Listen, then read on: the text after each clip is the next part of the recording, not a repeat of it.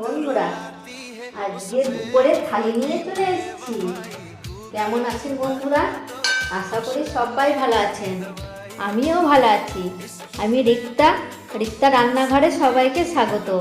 তাহলে চলুন আজকে আমার দুপুরে থালিতে কি আছে একটু দেখিয়ে দিই। সবার প্রথমে নিয়েছি ভাত, এবার নিচ্ছি আলু সেদ্ধ এবং নিয়েছি একটি মাছ ভাজা, আর নিয়েছি পাটের শাক, লাল লঙ্কা দিয়ে মাছের তেল ভাজা। এই রেসিপিটা কে কে পছন্দ করেন কমেন্ট করে জানাবেন বন্ধুরা। আর আজকে আমার দুপুরে থালিটি কেমন হয়েছে অবশ্যই একটা লাইক করে কমেন্ট করতে ভুলবেন না।